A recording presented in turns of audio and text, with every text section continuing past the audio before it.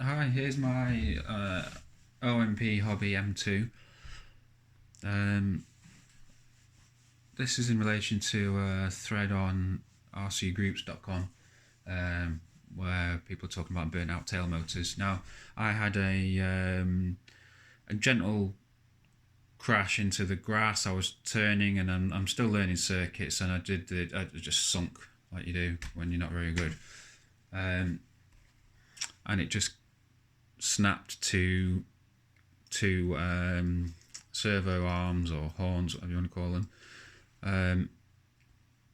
which is fine. This seems to be the weak point, and it's good that that's the weak point rather than the gears and the servos and stuff. So that's nice. I've had it. My previous crash, just one snapped, no problem. This crash, two snapped. I put it back together, and what I should have done was, well, certainly the spindle shaft is a piece of cake to test, because you just spin it like that, and you see one of the blade grips going like that when you've got a bent spindle shaft. And I didn't do that stupidly. They bend every time. The main shafts sometimes survive on these micro helis, or on all helis I suppose, but the spindle shaft and feathering shaft, if it was not flybarless, they always bend. So stupidly I didn't check that. I repaired what needed repairing, and then I just went to hover it, thinking, well, you know, if anything's not right, I'll see it or I'll feel it. I did that, and then after about 45 seconds, it lost tail authority and just went into a spin, smacked into the ground, and then I had a completely bent tail boom. Another, well, this time broken servo arm, and I lost the link as well, which unfortunately meant I needed the ball joint set as well. I did try using one of my Oxy 2 ones, but these are different. These have got they're like spaced off by about 2 mils.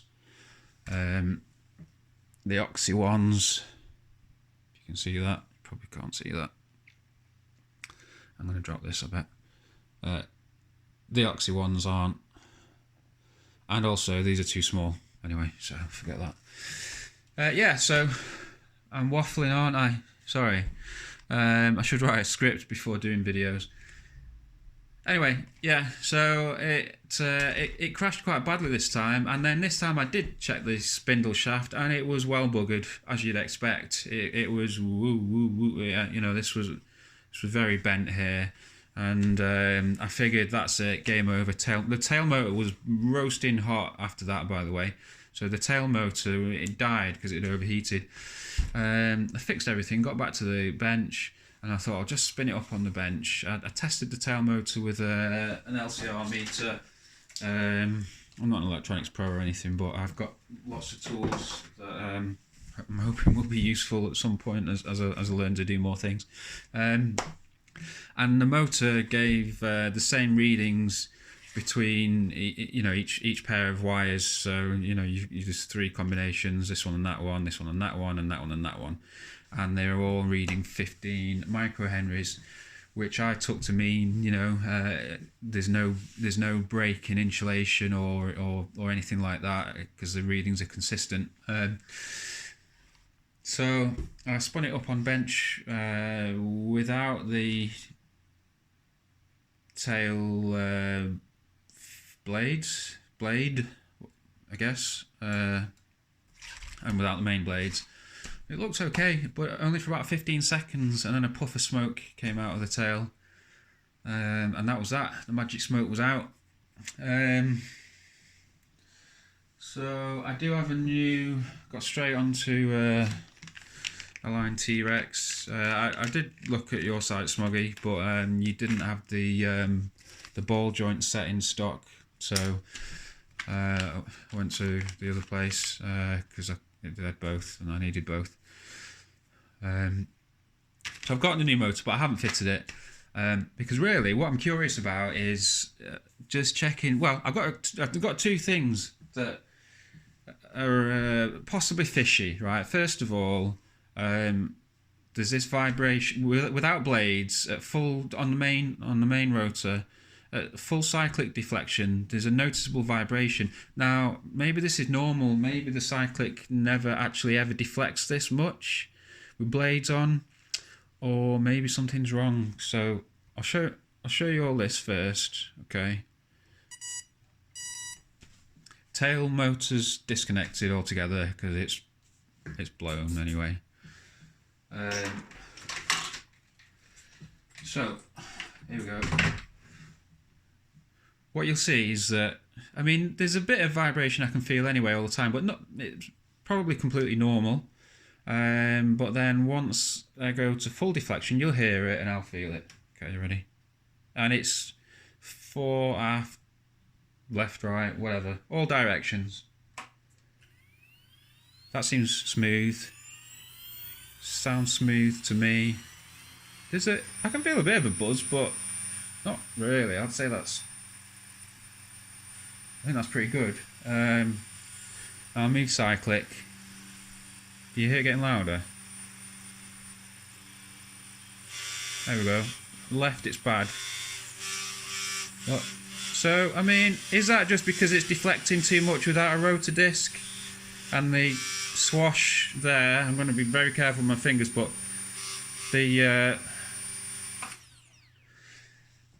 is it... Where's my pointing stick gone? Is it, is it just the edge of the bearing, the swash? What would you call that? It's like a ball joint, isn't it? The swash, whatever that bit is. Is it just that, just rubbing?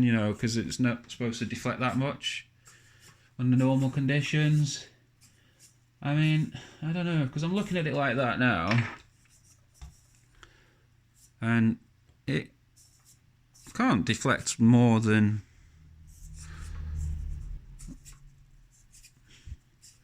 I don't know, doesn't look like it can go to a point of binding or anything. So that's one question. Is that normal?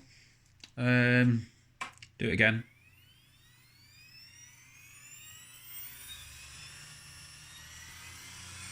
Forward cyclic. Hit. Okay, go back cyclic. There's a bit of a buzz there now. That's terrible. The hell's that? And that. There's more back and left, look. Now, if any of the servos have got play in them, it's this one. Tiny little bit. So it could just be that bit of play in the servo, given that there's no, it's not pulling against the forces of a rotor disc that's loaded up and stuff. Could just be that. So yeah, this is not a lot. It's fine. It's not a problem. But this servo, since day one, has always had just that tiny little bit. So maybe it's just that. See there? It was like that from new, and it's not been a problem. So it could just be that. Right, that's problem number one. Now, problem number two. This is a weird one, and it could be related. This is probably what I'm more interested in. Well, no, I'm interested in both, right? These DFC links, do we call them? These M2 by 10mm bolts. These ones that are a little bit upsetting because you can only get them as part. It's these here. It's partially threaded. I believe it's M2. Smoggy mentioned an M2.5, but in the manual it says M2. I haven't actually measured it. So they go in there. Now, I'm told it doesn't matter, you can just use a fully threaded one, but I happen to have ordered a full screw set anyway. I've got a friend in China and he sends me bits and pieces, so a lot of the spares I've got have actually come straight from China. So I already had a screw set arrive, funnily enough, yesterday. Came the same day as the bits that I'd ordered from Align T-Rex, the motor and the ball joint set. So, right, here's the thing. I think these are probably fine, but I wasn't sure. They look okay to me. As you're unscrewing it, things look fairly steady. It's not wobbling all over the place. And if these were slightly bent, I'm still not sure what the impact would be. If that was down a little bit, would that just be the same as pulling the tracking out slightly? To be fair, the tracking's not adjustable on this heli, is it? I just realised. So it would be important that, because you couldn't compensate. Yeah, okay. So it is important that they're straight, because you can't adjust this length, which I love the fact that these are a single piece anyway. I hate that on the Oxy 2. They snap and bend every time, any little crash, and this, on the Oxy 2, it's a 3-piece link here, threaded rod in the middle, and it always bends and stuff. So I actually really like this design, but just realised that if one of these becomes bent, the blade tracking will be out, and there's no way to adjust that then. Right, anyway, so I'm looking at it though, and I'm thinking they look okay to me, but what I need to do is put my new ones in and just see if that vibration from before goes. You know, is it something to do with this? Now, I've got to be careful here because a couple of tiny little washers either side. Here's the thing that's weird. That was the old link that you've just seen. By the way, the washers don't come with the new one. I don't know where the washers come with, so I'm going to be careful. So that was the old one. And let me show you it just going straight in the blade grip here, just so you can see. Looks alright. It's pretty normal. There's a bit of wobble in the thread, but that's fine. It's not all over the place.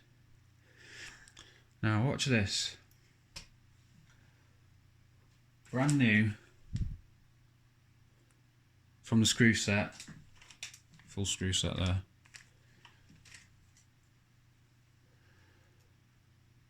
They're like bananas. Watch. See that?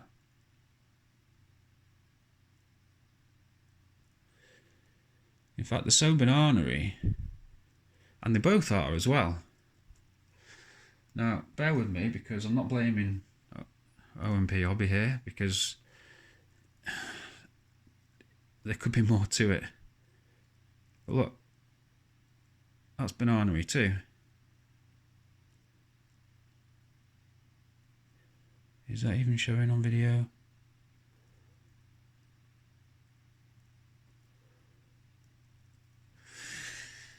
It could be that these are wonky. Brand new screw set and they're wonky. Maybe there's a way I can measure that, I don't know. I'll think about that some more. Sorry.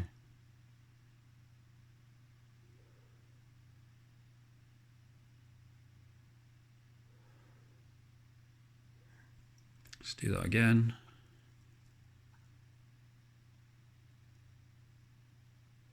So you can see that's up and down. In fact, it's so up and down that I'm not going to put the washers on because this is not I'm not fitting it permanently. If I try and fit it while it's through the bearings and stuff, you'll just see this this link piece going all over the shop. I mean, I can't really screw that in. It's now trying to cross thread because it's trying to move too much. You see that? It's moving the swash back and two as I turn it. It's actually really hard to screw in. But that's both of them from the new set. So that was one of them.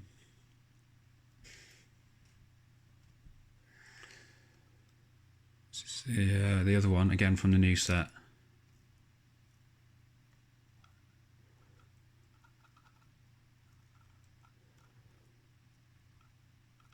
And that's just binding now because it's trying to bloody bend in a direction.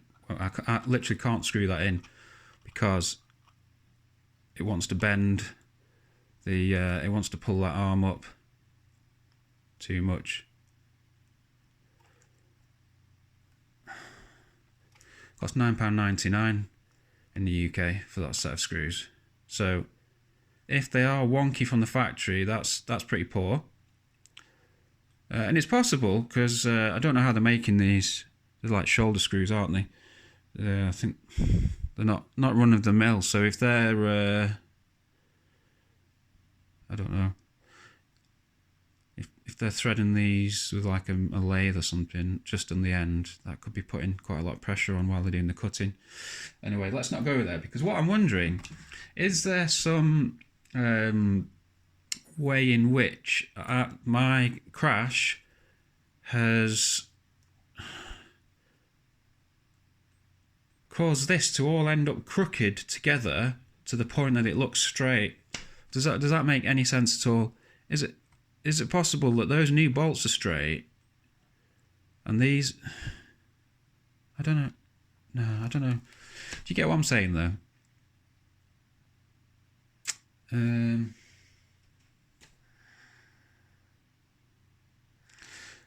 I do have some plastic blade grips in my spares set that I could try, but that's what I'm sort of stuck on really. Either the new bolts are bent, or there's something funky going on in that this has got deformed in the crash to the point where they're formed to each other but wrong, and yet it spins like it's pretty much straight.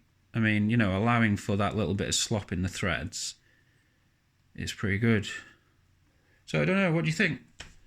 That's a bit weird, isn't it? I mean, I clearly can't use those new bolts with these grips. I don't have any metal grips to try. I have got some. My friend in China is sending me some. I'm just telling him to hold off for a minute because I'm probably going to ask him for a number of tail motors, seeing as though that seems to be a weak point. I'm just having a quick check what we've got here.